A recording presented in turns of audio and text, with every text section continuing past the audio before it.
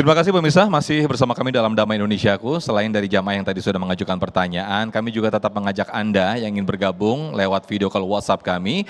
Anda bisa cantumkan nomor telepon Anda, bisa cantumkan nama Anda dan juga pertanyaan Anda di nomor telepon yang sudah kami cantumkan di bawah ini ya. Sekali lagi kami masih bisa ajak Anda untuk bergabung lewat video call WhatsApp kami di nomor telepon yang kami cantumkan di layar kaca.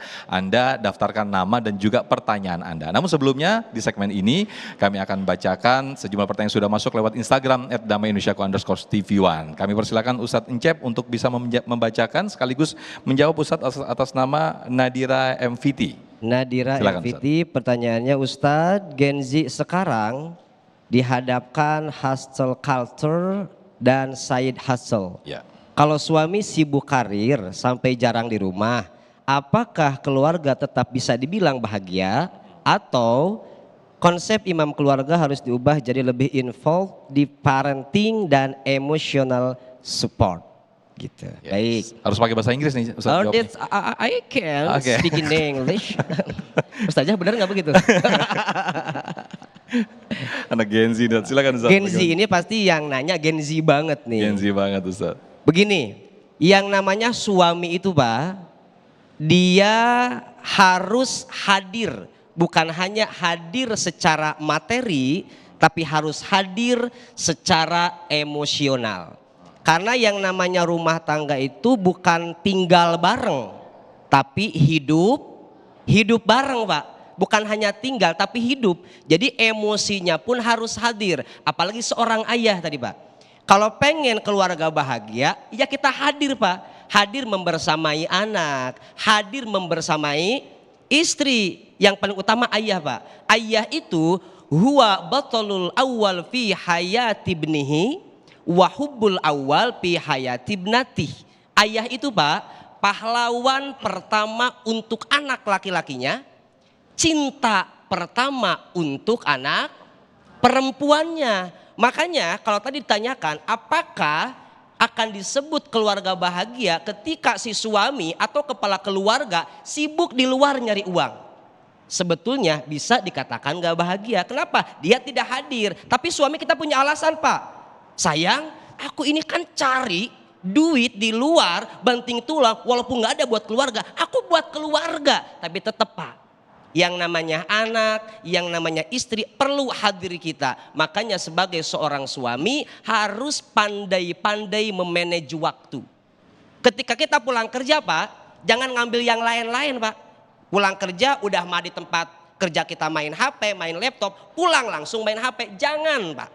Pulang langsung anak ayah gimana hari ini. Yang ditanya bukan gimana tadi sekolahnya, bukan itu. Tadi sholat berjamaah enggak di sekolah. Kadang kita kalau nanya ke anak yang pertama, tadi gimana di sekolahnya? Makannya gimana makannya? Yang pertama kita tanya apa dulu Pak? Sholatnya. Tadi di sekolah kamu baca Quran apa enggak? Itu kan yang disampaikan oleh Nabi Yakub ketika beliau mau meninggal. Ma ta'buduna mim ba'di. Ketika aku meninggal, apa yang kamu sembah? Nah, kita pernah gitu enggak ke anak? Nah, kalau nanti ayah mati, kira-kira kamu masih suka sholat apa enggak? Kamu masih suka taklim apa enggak? Ibu pernah wasiat gitu ke anaknya? Saya nanya.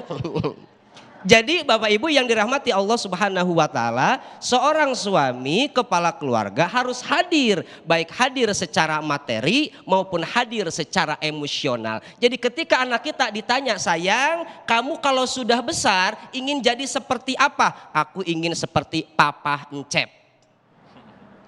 Sukses tuh Pak. Yang perempuan, "Sayang, ketika kamu sudah besar, kamu ingin suami yang seperti apa?"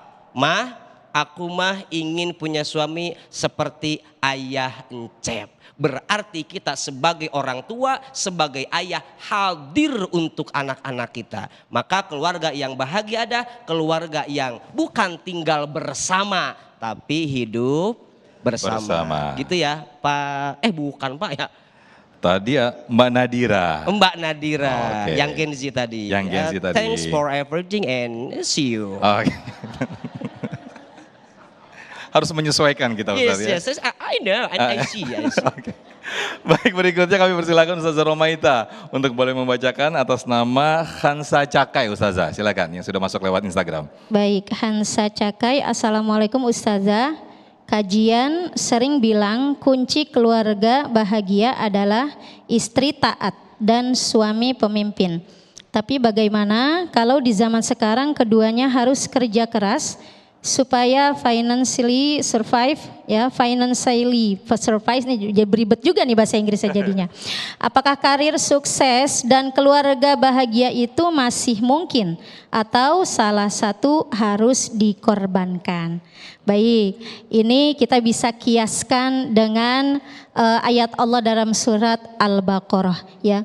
Wa in aradtum an tastardi'u auladakum fala junaha alaikum idza salamtum, ya, idza salamtum ma ataitum bil ma'ruf, ya. Boleh saja kita menyerahkan persusuan anak kita kepada orang lain. Maksudnya apa? Kita minta tolong untuk orang lain menolong, ya, keluarga kita selama kita memberikan upah yang disepakati bil ma'ruf. Ma'ruf itu kebaikan yang telah diketahui oleh satu komunitas, ya. Kalau biasanya misalnya kalau babysitter, ya, salary-nya atau gajinya itu misal 1 juta, itu yang seperti biasanya seperti itu, maka harus kita ikutin. Ya, jangan sampai ada yang kita korbankan karena bisa jadi, ya, pintu-pintu rizki keluarga kita memang sedang Allah bukakan dari 2 arah, baik dari suami maupun istri. Tentu dua-duanya pun harus sepakat. Tidak boleh satu, ya, mengorbankan yang lainnya, akhirnya yang lain tidak ridho. Karena kita nggak tahu, bisa jadi Allah membuka rizki dari jalur istri, atau bisa jadi membuka jalur rezeki dari suami, atau ada yang dari anak, Ibu, ya, dari anak. Maka siapapun yang memang sedang Allah bukakan pintu rezekinya, yuk kita upayakan, yuk kita saling suportif, saling mendukung agar tercipta keluarga sakinah, mawaddah, warohmah. Amin ya robbal alamin. Amin ya rabbal alamin. Terima kasih Ustazah Romaita. Dan pemirsa, di segmen berikut kami akan ajak Anda, bagi pemirsa yang menyaksikan dari rumah, untuk bergabung di video call WhatsApp kami. Tetaplah bersama kami dalam Damai Indonesiaku.